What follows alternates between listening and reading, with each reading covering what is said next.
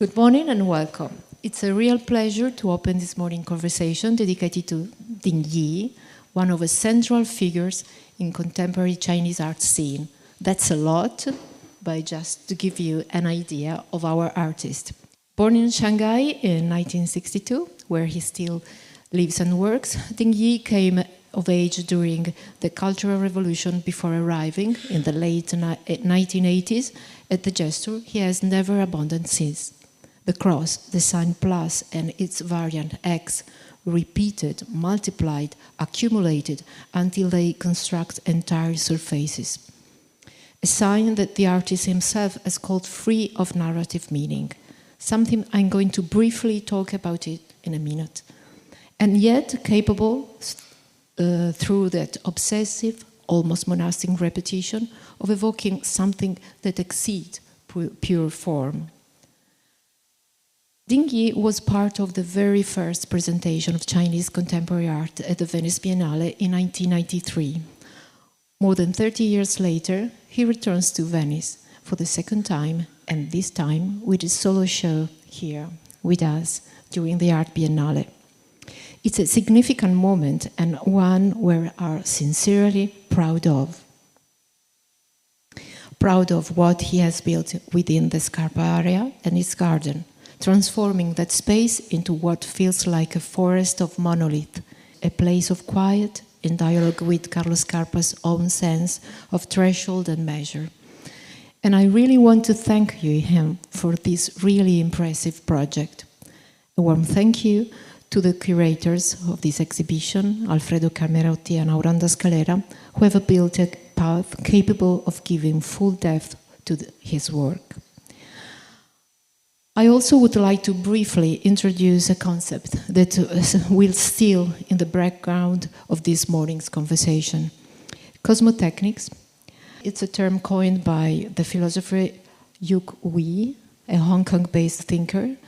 In his book, The Question Concerning Technology in China, later developed further in Art and Cosmotechnics precisely. Hui defines cosmotechnics as a unification through technical activity of the cosmic order and the moral order, a notion that challenges the claim to universality of Western technology, recognizing instead that different civilizations have built different relationships between technique, cosmos, and ethics. It seems to me, and firstly to the curators, a useful lens for an artist whose repeated science is at once a technical discipline and a way of inhabiting almost ritually a cosmic order. It's worth pausing for a moment on something many artists insist on, that they don't want to be interpreted. Carla Lonzi built her entire late practice around this refusal. What's at stake is a suspicion that interpretation is never innocent. What the artist resists often isn't being understood, but being finished, fixed into a single legible sense that forecloses the work's capacity to keep saying something different each time it's encountered. Interpreting is different from understanding. And yet, no work exists outside the language, outside the gaze that meets it. So, the refusal to be interpreted isn't really a refusal of meaning. It's a demand that meaning remain plural, that the work's silence be respected as much as its signal. Ding Yi himself has said, and we mentioned it before, that his sign is free of narrative content.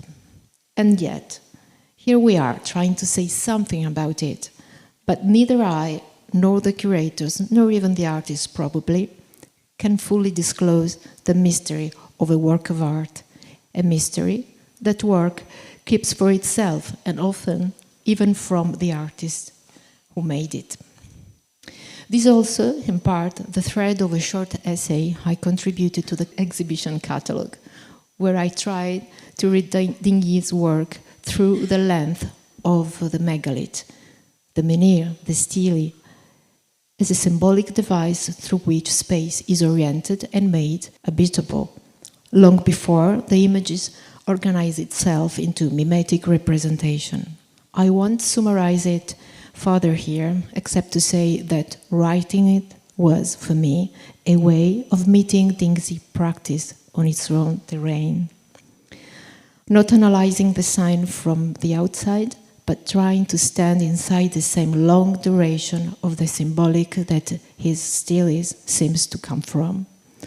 I leave that through on the table as a possible doorway into the conversation our curators and our artists are about to open. With that, I hand things over to Alfredo, Auronda, and to Dingyi himself. Thank you all for being here this morning and for your time you decided to share with us. Thank you.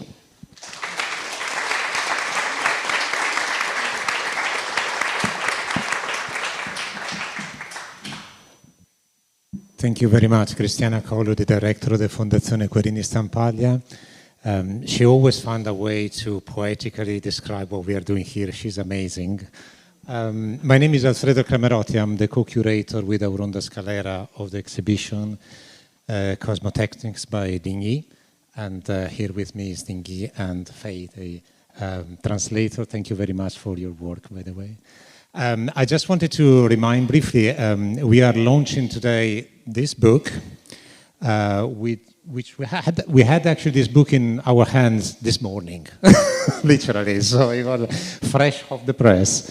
And this is an amazing catalog. We are really actually proud to have pulled it off this major publication of Dingyi with incredible writers.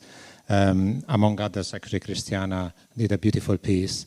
And if you have the time and the chance, please go to the bookshop because it's available there. And you might get lucky to get his sign as well, who knows.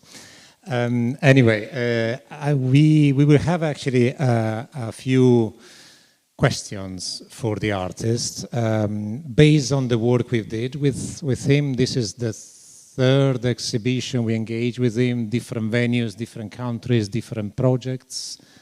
And by far, actually, having here in Fondazione Querini Stampaglia, in the area Scarpa, his new work has been probably the most rewarding for us as a curator. So that's to give you some sort of an umbrella of what's going to happen for the next hour. At the end of our short, actually, series of questions, we have also time, hopefully, for a Q&A. And then we will follow that up with a brief guided tour of the exhibitions and light refreshments in the garden, the Scarpa garden, obviously. So we'll pass the word to my colleague Auronda Scalera to kick off the not an interview, just a chat, really. Yes, thank you, Alfredo. And let's start with a question. We have many questions and many curiosity to ask to Dingyi. The first one is in the 1988, when Chinese painting was full of politics, symbol, and expression, you choose a cross. That is the most neutral mark possible. And you have painted it for 37 years. That is very long time. What were you saying no to? 谢谢两位策展人为奎利尼基金会这个展览做了大量的工作，以及对于我作品的思路的再一次的梳理。那么我们再一次的要回到1988年，那个时候是差不多中国刚刚从比较封闭的社会走向一个第一次的开放。像我当时是还在学生时代，整个的绘画的模式实际上是前苏联式的，在中国是一个主流。所以80年代第一次看到西方的当代艺术的这个现状的时候，我们意识到需要做一些巨大的改变。对于我来说，因为整个童年少年充塞着这个政治的这样的一个命题，意识形态的这种表达方式，所以就想远离和回避这样的一些绘画的方向，所以选择了抽象。时事实际上它的命题就是一个无意义。当你站在一个反意义的这个对立面来说，时事带着消解意义的这样的一个概念，实际上是一个无法阅读的这样的一个符号。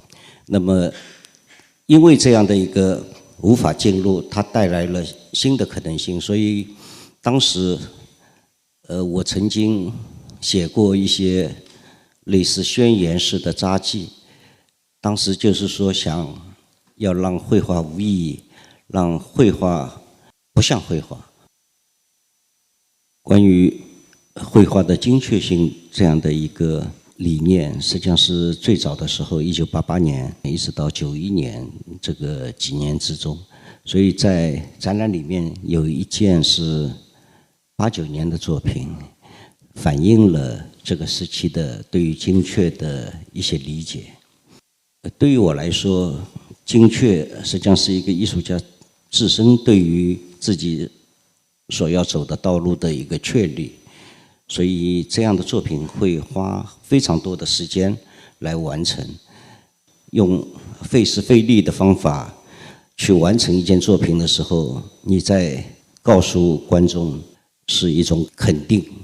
用十字这样的符号已经差不多38年的时间里面，它经历了整个中国的巨大的社会变迁，所以它的所谓的早期的精确和严谨或者是理性，不断的被新的对于社会的理解所打破，同时也创造了很多新的可能性。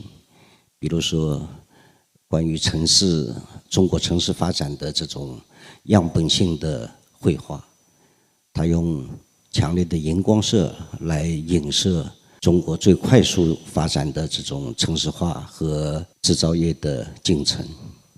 这些绘画一直是在理性的一个框架之下，让它有随机性的、感性的这个丰富的表达。Thank you. We have a question following this up about this, how you change through the cross what you wanted to express. And effectively, your work has moved through three ways of looking throughout these almost 40 years. The first one, it was a level with the world at the same high, let's say. And then it was a down from above. Like almost a bird view, and upward to the sky, so from below. And most of us change what we look at, but you change somehow the direction of looking itself. And the question is, what forces a painter to tilt his head? 实际上这3个视点都是创作已经过了30年以后的总结。开始并没有意识到从这个3个视角去规划。那么的确这个3个阶段，我想在这里稍微详细的介绍一下。第一个阶段平视，实际上就是对于现代主义关于抽象的实验性的一个探讨。所以在这个阶段里面，所谓的透视关系，它就是波浪式的平面的起伏状的一个透视关系。然后有很多的材料实验，包括颜色的实验。第二个阶段是俯视的阶段，98年开始到00年，差不多经历了12年。那么这12年是中国这个城市化进程发展最快的10年。很多中国人第一次有了一种从高空往下看的经验，整个的城市，比如说霓虹灯非常的鲜艳。在这个阶段里面，很多的透视实际上它是纵向的透视关系，又是一个放射性的一种透视。第3个阶段，是从2000年开始，是一个仰视的阶段。就是一个非常感性的一个判断。但是经历了很多年之后，今天看到徐煜的这个哲学理论和我当时的这种关于仰视的想法，可能有一种潜在的一些连接。在这些仰视的这个作品里面，对于我来说是看向天，看更大的空间或者世界。那么它是多元的，所以在这个阶段里面，我去很多的第三世界国家，去寻找不同的这个古老的文明，从这些里面获取所谓的多重世界的这样的一种理解和灵感。所以在这些作品里面，实际上所有的透视实际上是多元的中心透视，它不再是一个焦点性的或者是纵向的，它有很多点。就像今天的中国的城市，它的所有的布局，它有无数个副中心来代替原有的只有一个中心的这样的一个城市格局。我也是讲，几年前我已经开始了第4个角度的这个创作，我把它称为内视，就是向内心看，寻找某种精神性的表达。近些年里面，我在西藏进行了考察，然后也在西藏做了展览，对于云南的纳西族关于生死观的这种考察，也在去年在昆明做了大型的关于纳西族他的传统、他的生死观对于我创作的这种互动。但是我知道这样的一个寻找精神性或者精神性表达的这样的一个议题，实际上是非常艰难的，无法用时间来进行恒定的。也许它是我这个之后所有的这个创作的核心的寻找的一个方向。Thank you. Following this topic about city as Shanghai, for example, that for us is quite fascinating as topic. In the 1990s, you painting on tartar fabric, clothes made by skirt and shirt, and use the fluorescent color in many of your artwork. Was Shanghai painting itself through you? 是的，差不多10多年的时间，一直画布选的是格子的布料，因为早年我的所有的创作被我的邻居或者被我周围的人都看成是一个类似一个设计、一个花布设计这样的一个概念，所以这启发了我用现成的这个实际上有点像苏格兰的布，但是在中国这样的布料实际上是非常普遍的，用来做桌布，用来做童装，用来做窗帘。在中国的这个整个的轻纺织业的崛起的时候，它非常廉价，非常多，所以我差不多1个月都要去布店里面选这些创作的这个基底，非常有意思。就是你得要确认你要选什么样的颜色的布料，然后格子有多大，是正方形的格子还是长方形的格子，所以这种我觉得非常有意思。由于你的这个工作，让这些布料再一次的改变，它也回应了中国制造业的快速发展，也是实际上中国消费主义的一个典型的案例。Yes, and talking about the title of the exhibition, part of the title that is Cosmotechnique, the Planetary Code. A code is something that can be read, transmit, and even executed. After 37 years, do you feel you are still writing this code, or is the code now that is writing you? 我理解的代码实际上就是14这样的一个符号，因为从1988年一直使用到今天。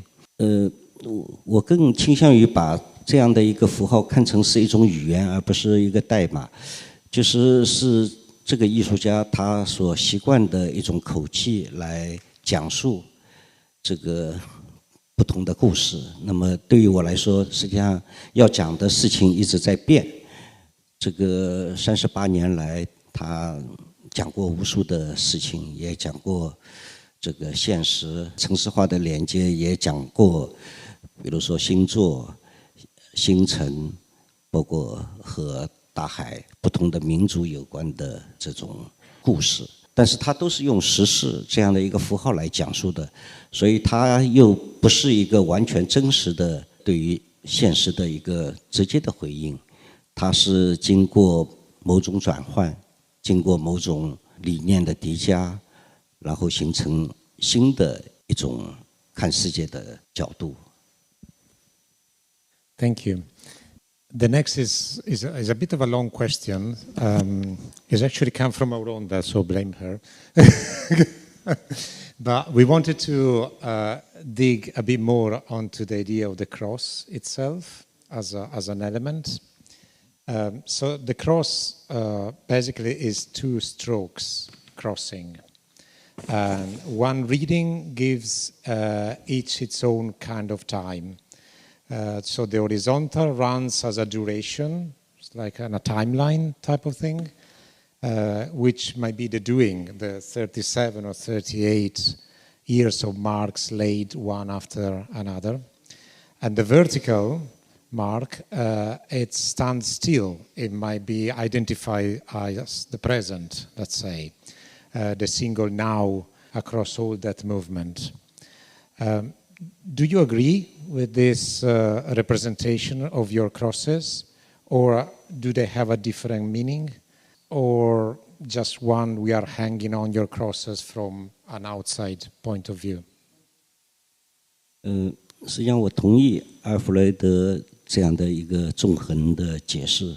当然，中文的字体来讲，实际上代表着大千世界的一个纵横的相交的这样的一个，既是一个大局面，又是一个小符号，所以它里面可以解读的这个丰富性，使得光用这个符号就可以画38年，所以它可以说是一个无穷无尽的。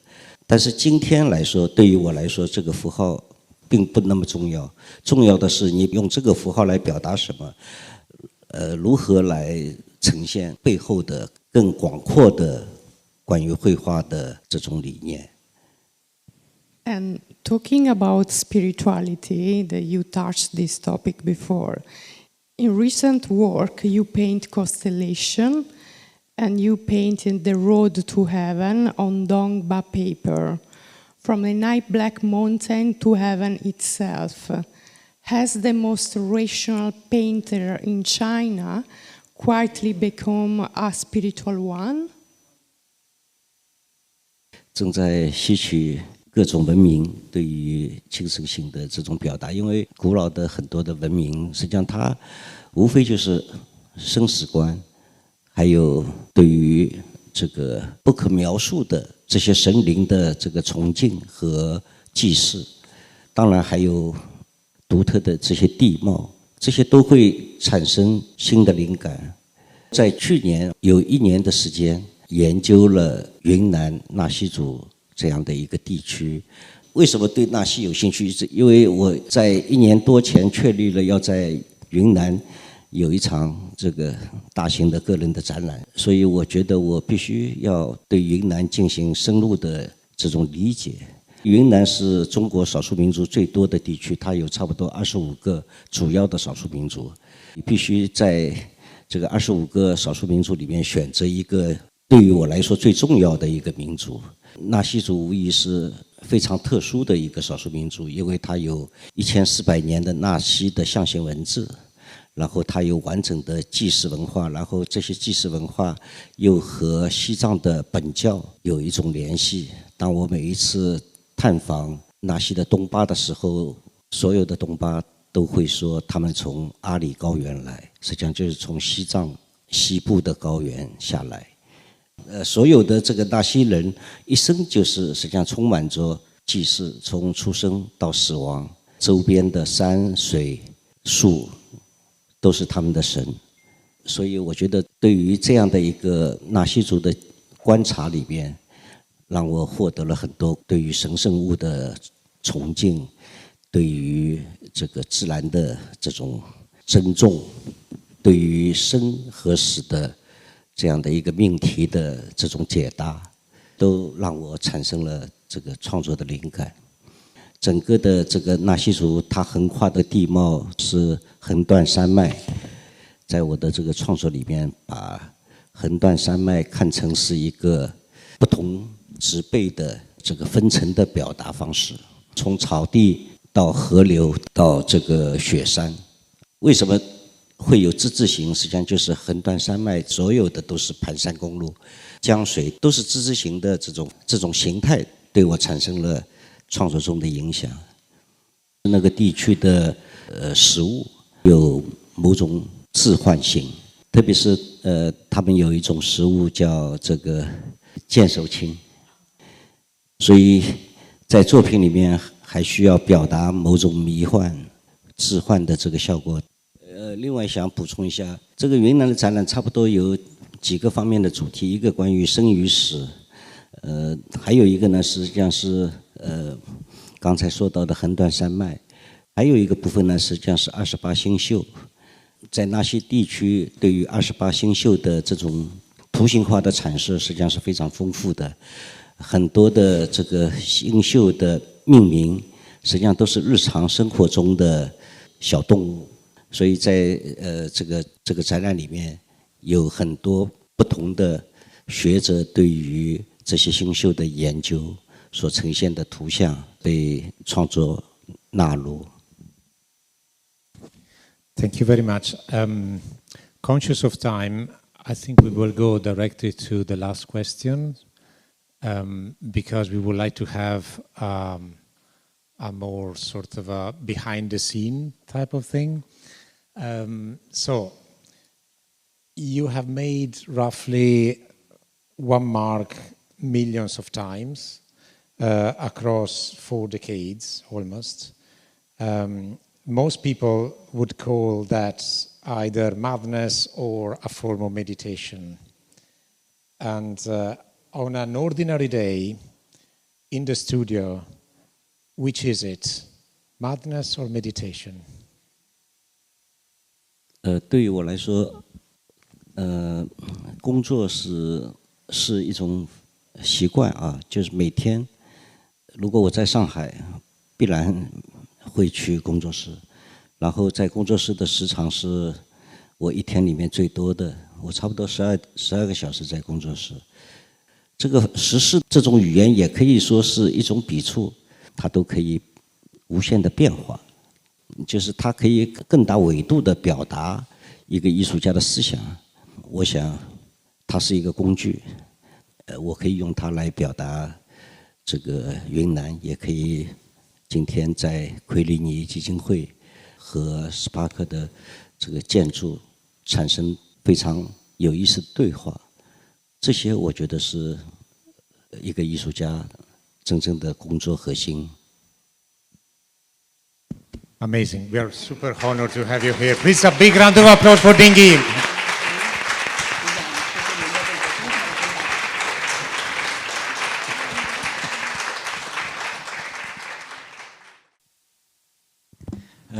I have a question for the curators and also for the artists related that it's so interesting how this work is developed in a moment when the world is shaped by screens and codes and digital images. But the question is, why do you think that the painting remains meaningful to reflect about the digital world rather than that using a digital medium to express an artistic practice? Thank you for the question. Do you want to take it, this one? It's for us, when we encounter, we work a lot with art and technology, by the way, as a curatorial duo.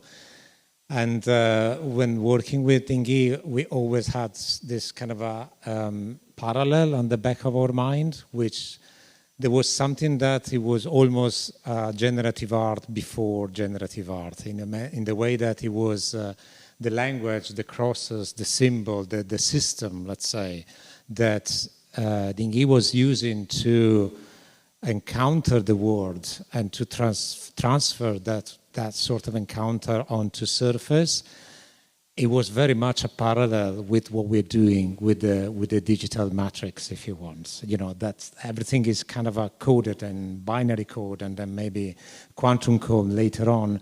You have all this kind of a milieu around you that is transferred on some sort of a digital surface. And it's not just you look at it, you actually go through it and you live it.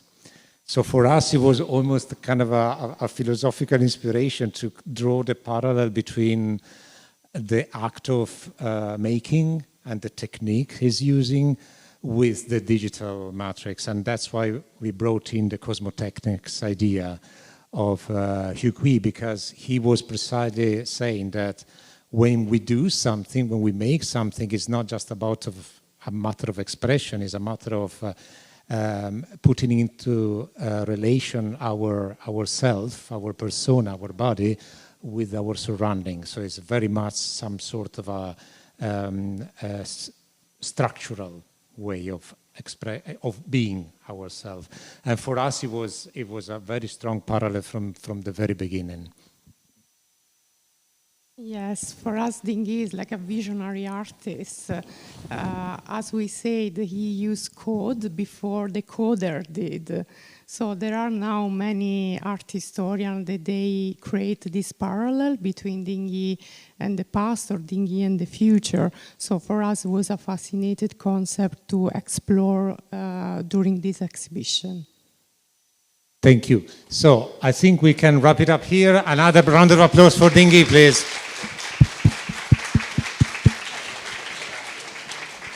And so the catalog, it comprises all the installation shot of the exhibitions and also the details, importantly, but also you will have an overview about his work over the last 40 years. It's available in the bookshop.